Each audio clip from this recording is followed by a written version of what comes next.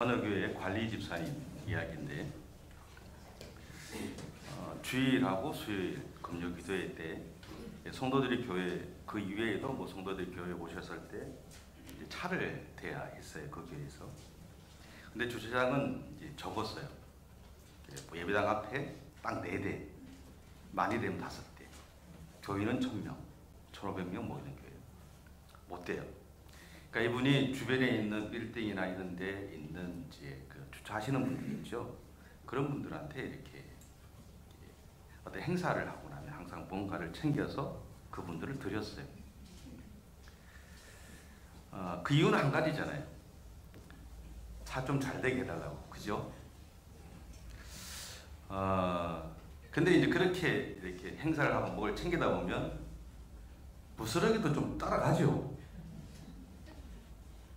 그렇잖아요? 뭔가 챙기다 보면 부스러기가 좀 따라가요. 근데 그런 것들이 이제 한 20년 가까이 쌓였어요. 쌓이고 나니까 교인들한테서 이제 성토가 나오는 거죠.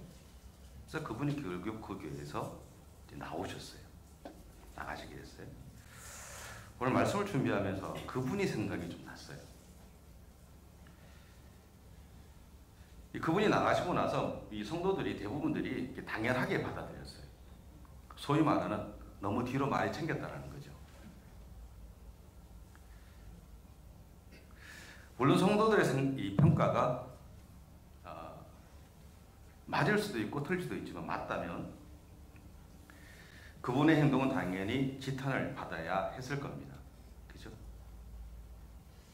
하지만 그것을 통해서 교회 공동체가 그동안 주차 문제나 여러 가지 유익을 지역사회로부터 받을 수 있었다는 것도 분명한 사실이다라는 거죠. 그렇다면 이것을 어떻게 받아들여야 할까?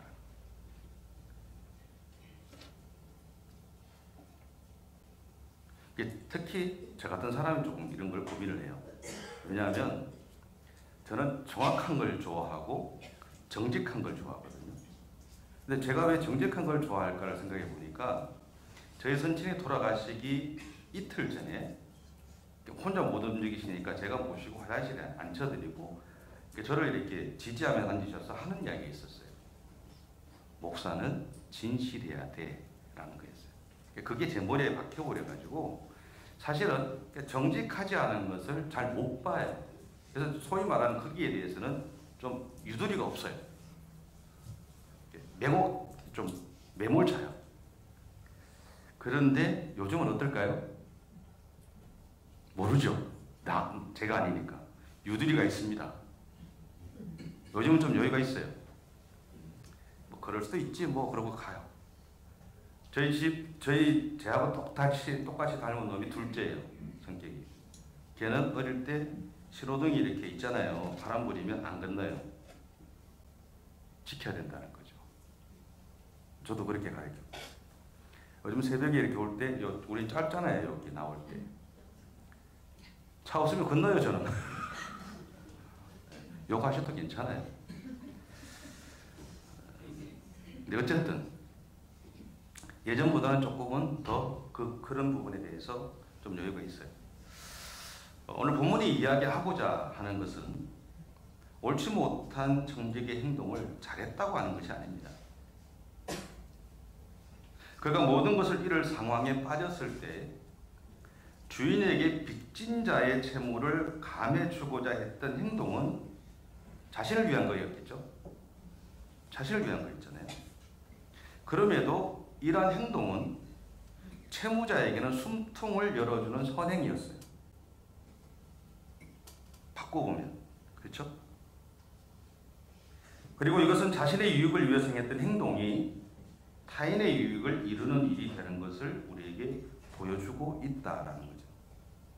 그렇다면 나의 유익을 위해서 행한 일임에도 불구하고 그 결과가 좋으면 잘한 일이라고 할 수 있을까요? 잘 모르겠지만 그렇지는 않은 것 같아요.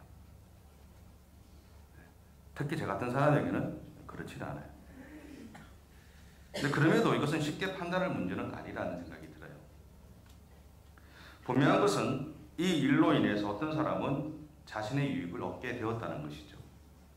그리고 그 혜택을 누리는 사람도 생겼다는 겁니다. 그리고 오늘 불의한 청지기의 이야기는 우리에게 죄로 인해서 죽을 수밖에 없었던 우리를 살리고자 하신 하나님의 마음을 보여주는 것은 아닐까라는 생각이 좀 들었어요. 사실은 이 말씀을 한 1년 전에 제가 그냥 대충 해놨어요. 그리고 말씀을 또 쓰면서, 그리고 설교하기 전에 오늘 아침에 교회 와서 다시 한번 읽어보면서 어떤 생각이 들었냐면, 내가 묵상이 더 부족하구나라는 생각이 들었어요.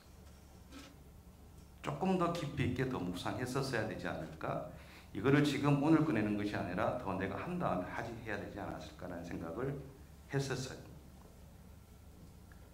왜냐하면 여러분이 느꼈을 때 명확하게 제가 이 부분을 풀어드리지 못할 거라는 생각을 가지기 때문에. 근데 그럼에도 불구하고 말씀드릴 수밖에 없는 건 뭐냐면, 자신의 것이 아닌 주인의 것을 가지고 다른 사람의 빚을 갚아준 것처럼 하나님은 자신의 아들 예수님을 통해 우리에게 있던 죄의 값을 대신 치르게 하셨다는 거예요.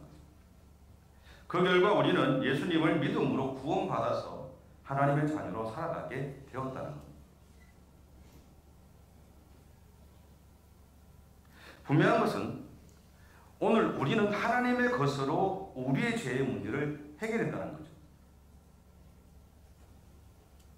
그리고 이것은 하나님에게는 영광이었고 기쁨이더라는 거예요. 또한 옳지 못한 종의 행동은 자신을 위한 것이었지만 궁극적으로는 주인에게 유익을 끼치는 일이 되었다라는 거예요. 말씀을 준비하면서 이런 생각이 들었어요. 제가 좀 엉뚱한 것 같아요. 옳지 못한 청지기는 이러한 행동을 한 이후에 계속해서 주인의 집에 청지기로 있었을까? 라는 생각을 혼자 해봤어요. 잘 모르죠. 저도 잘 모르겠어요. 하지만 분명한 것은 종의 이러한 행동을 통해 채무자는 유익함을 얻었고요. 주인은 채무자에게 감사하다는 인사를 받았을 거예요. 그리고 이 소문으로 인해서 좋은 평판을 받았을 겁니다.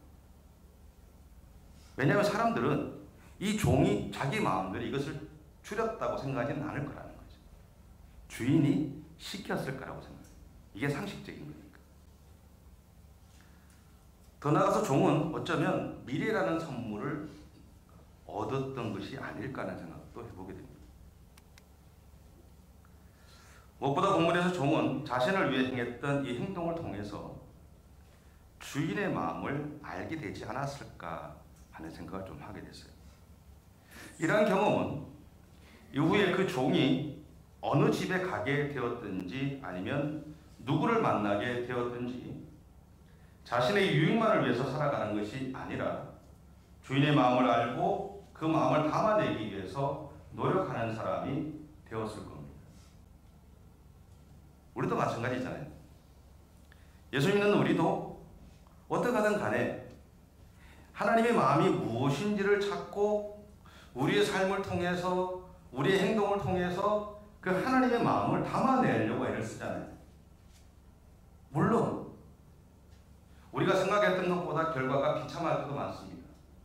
오히려 누군가의 상처를 줄 때도 많지만, 아픔을 끼칠 때도 많지만, 분명한 것은 뭐냐면 그럼에도 불구하고 우리는 우리의 마음에 내가 받은 은혜를, 내가 만난 예수님을 담아내려고 애를 쓴다는 거죠. 여러분 그렇게 지금까지 살아오셨잖아요. 그죠? 아무나 장로가 되는 게 아니고, 아무나 권사가 되는 게 아니고, 아무나 안수집사가 되는 게 아니고, 아무나 그런 직분을 안 받아도 실망하지는 않아요. 오랜 시간 동안 하나님 앞에 믿음의 삶을 살아가는 것에는 그런 것이 상관없죠. 분명한 것은 뭐냐면 내 안에 하나님의 마음을 담아내려고 애를 쓰고 지금까지 달려왔다는 거죠. 예전에 섬기던 교회에서 목회를 할 때 그 교회의 선임 장로님이 저를 불렀어요. 불러서 뭐라고 하시냐면, 목사님, 교회에서 무슨 일을 하시든지 내가 담임 목사다라는 마음을 가지고 하라고 하셨어요. 그 이야기를 듣고 제가 어떻게 했을까요? 속으로 숨기됐어요. 나를 내보내려고 그러는구나. 하지만 그때는 그 의미를 잘 몰랐어요. 왜냐하면 그냥 배운 대로 부목사라는 직책을 가진 사람은 담임 목사를 도와서 교회를 섬기면 된다고만 생각했어요. 근데 시간이 지난 다음에 깨달은 것이 하나 있어요. 그 장로님이 저한테 하셨던 이야기는 어떤 이야기냐면, 내가 주인이다라는 마음을 가지고 내 교인이다라는 마음을 가지고 목회를 하게 된다면 교회와 성도를 대하는 태도와 마음가짐이 달라진다는 거예요. 당신이 담임 목사로 치고 나가는 이야기가 아니라 당신 안에 내 목회다, 내 교인이다 라는 생각을 가지고 한다면 내가 만나는 교인들 한 사람 한 사람들, 청년이면 청년들 한 사람 한 사람들을 대하는 태도와 마음가짐이 달라질 거다라는 거죠. 여러분, 내가 좋아하는 사람이 저 멀리 있어요. 남해에 있어, 남해. 근데 오늘 찾아가야 돼.